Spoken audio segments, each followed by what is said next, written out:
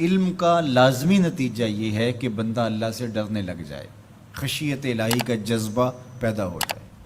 اور اگر علم حاصل کرنے کے باوجود بھی خشیت الہی پیدا نہیں ہوئی تو وہ علم نافع نہیں ہے۔ وہ علم معلومات کا ذخیرہ تو ہے، لیکن العلم نور فی قلب المومن، جو فرمایا گیا علم مومن کے سینے کا اجالا ہے، اس کے قلب کا نور ہے، اس کے باطن کی روشنی ہے۔ تو یہ وہ علم نہیں ہے جو اس کے من کا چراغاں ہو، جو اس کے اندر کی روشنی کا سبب ہو۔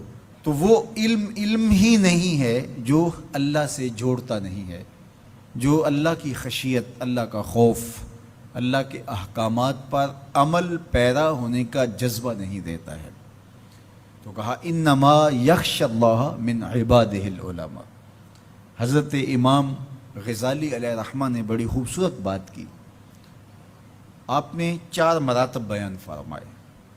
الناس کلہم موتا الا العلماء، تمام لوگ مردہ ہیں لیکن علماء زندہ ہیں۔ زندگی علم کے دم سے ہے، علم ہے تو زندگی ہے، علم نہیں ہے تو زمین پہ چلتا پھرتا، کھاتا پیتا، بیٹھتا اٹھتا، باتیں کرتا ہوا مردہ ہے۔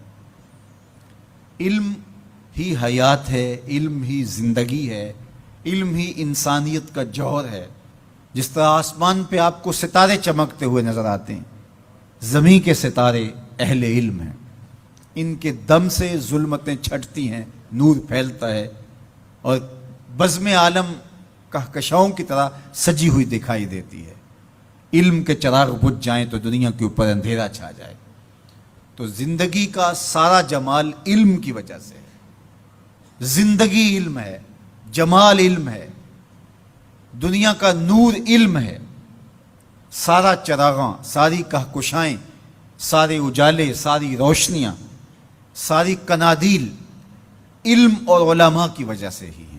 تو فرمایا الناس کلہم موتا، لوگ مردہ ہیں الا العلماء، علماء زندہ ہیں۔ اب علماء تو خوش ہو گئے کہ ہم زندہ ہیں، طلباء بھی خوش ہو گئے کہ ہم زندگی اور نور حاصل کر رہے ہیں۔ لیکن امام غزالی نے دوسری بات کی، والعلماء کلہم نیام الا العاملین، علماء سوئے ہوئے ہیں، جاگتے وہ ہیں جو اپنے علم پہ عمل بھی کرتے۔ جو نیند ہے، النوم اخت الموت، یہ موت کی بہن ہے۔ علماء ہیں تو زندہ، لیکن اگر عمل نہیں ہے تو وہ آغوش نیند میں ہیں، زندگی سے فائدہ ہی حاصل نہیں کر رہے۔ زندگی سے فائدہ تو زندگی کی لذات سے متمتع ہونا ہے، آنکھوں سے نظارے دیکھنے ہیں، کانوں سے نغمے سننے ہیں، زبان سے ذائقے چکھنے ہیں، دوستوں سے باہم ملاقاتیں کرنی ہیں۔ تو جب بندہ زندہ ہوگا تو یہ سب کچھ ہوگا، اور اگر زندہ ہے لیکن سویا ہوا ہے، بے ہوش ہے، کومے میں پڑا ہوا ہے، تو پھر وہ یہ سب کچھ حاصل نہیں کر پاتا۔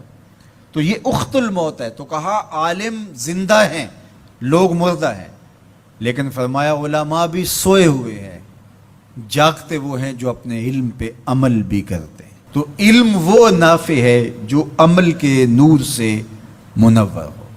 امام غزالی نے تیسری بات ارشاد فرمائی، والعاملون کلہم فی خسران الا المخلصین، سارے عمل کرنے والے بھی خسارے میں ہیں، گھاٹے میں ہیں، لیکن خسارے سے بچے وہ ہیں جو عمل محض اللہ کی رضا کے لیے کرتے ہیں۔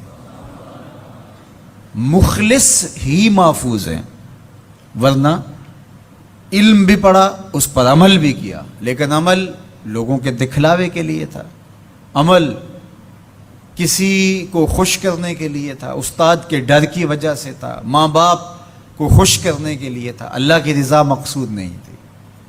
تو پھر علم بھی پڑھا، عمل بھی کیا، لیکن امام غزالی فرماتے ہیں خسارہ ہے، نقصان ہے۔ والمخلصون کلہم علی خطر الا الخائفین، اور سارے مخلص بھی خطرے میں ہیں۔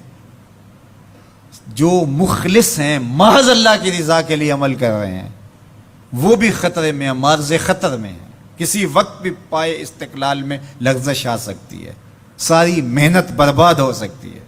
کیتی کتری پئی کھو محمد تے سکہ بنیا زردہ، کرتے ہیں. ہمارا تو حال یہ ہے کہ ہم بد عمل ہوں، زندگی خواہشات اور آرزوؤں کے ہجوم میں بسر کر رہے ہوں، اور جنت کے ہم ٹھیکیدار بنے ہوئے ہوتے ہیں. ہم کہتے ہیں کہ بس ہم تو سیدھے جنت میں جائیں گے. حجبت الجنت بالمکارہ وحجبت النار بالشہوات.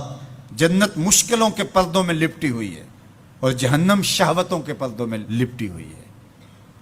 جنت اتنی بھی آسان نہیں ہے.